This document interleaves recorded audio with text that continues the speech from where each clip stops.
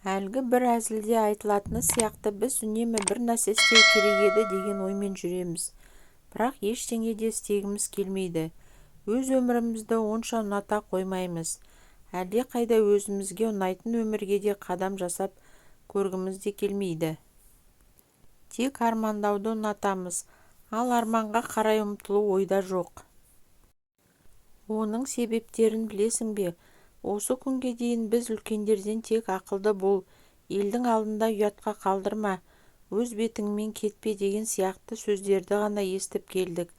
Енді мен саған ешкім айтпаған құпияны айтқым келеді. Армандарға бару жолындағы ең алғашқы қадамға ең бірінші кедергі келтірер ол жұрт не дейді деген пікір. Жұрт не дейді деп ойлаудың басты себебі өзің жұртты жамандағыш болғандықтан.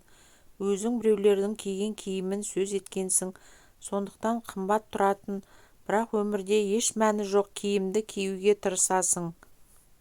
Сен бутиктерді аралап, киім алып жүргенде ертең ғажап адам болатын, рухани кемел, материалдық жағынан тәуелсіз болатын адам жұрттың ығына жығылудан гөрі жұрт оның ығына жығылатын жолдарды жасап жатады. Иә, күн ертең ақ соның айтқаны болады. Мүмкін ол қазір сол киімдерді өзі тігіп жатыр. Бәлкім ертең ғаламат дизайнерге айналады, әлемге әйгілі болады. Сол кезде сен тағы да оның айтқанымен жүресің. Себебі мода әлемін сол басқаруы мүмкін. Сол кезде сен тағы да осы сәнді киімді кимесем жұрттан ұят болар деп әлі жүресің. Ғажап нәрсе ойлап табу үшін, ғажап адамға айналу үшін ең алдымен осы жұрт не дейді деген қорқыныштан арылу керек. Бұл бір. Екінші, өз бойыңдағы бойкүйездіктен айырылу. Оның не екенін білмесем қалай арылам дейсің. Бойкүйездік деген өмірге селқос қарау. Мәселен, шіркін шет тілін білгенімде ғой дейсің. Қолыңа телефонды алып WhatsApp-пен, мессенджермен, әлдекімдермен түкке тұрғысыз әңгіме айтып жатасың. Көп болса бір сәтке қызық болып көрінген ақпараттарды оқырсың. Немесе қазіргі жұмысыңды ұнатпайсың, ұнамағанына қарамастан сонда жұмыс істеп жүрсің.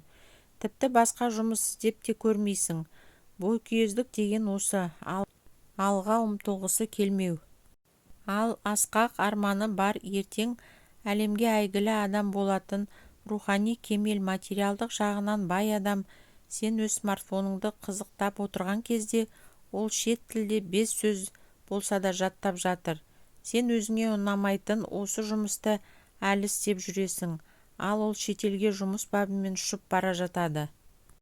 Ерекше адам болып өз өміріңді өз қолыңа алуға кедергі келтіретін тағы бір нәрсе өзіңді өзгелерден ақылды санау. Ал шындығында келсек, сен ешкімнен де ақылды емессің.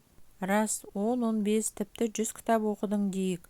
Ол 100 кітапты басқалар да оқыған. Сен неге өзіңді елден ақылды санауың керек? Білім білгендікте емес, білікті өмір сүргендікте. Бәрін білем деп жаза беруге де болады. Өзіңді өзгелерден ақылды санаудың ішінде мақтауға сену, өзің жеткен кішкентай жетістікке мастану да жатады.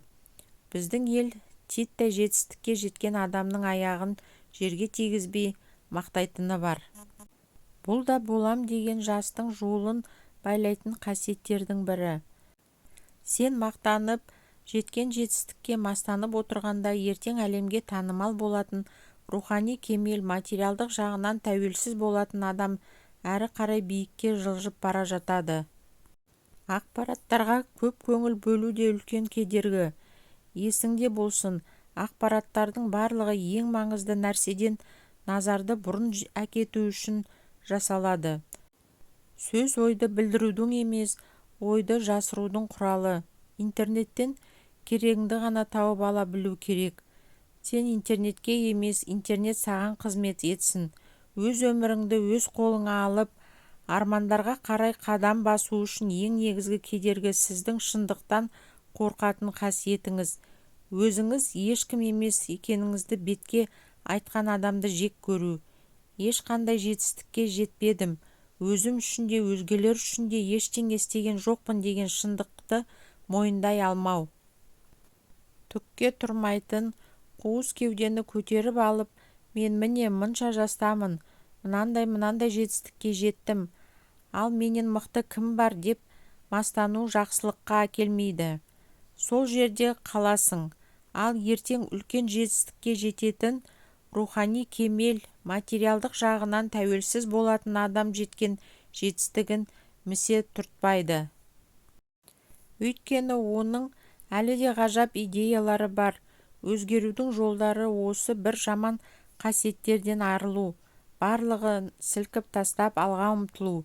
Өмірің өз қолыңда, тек қана алға.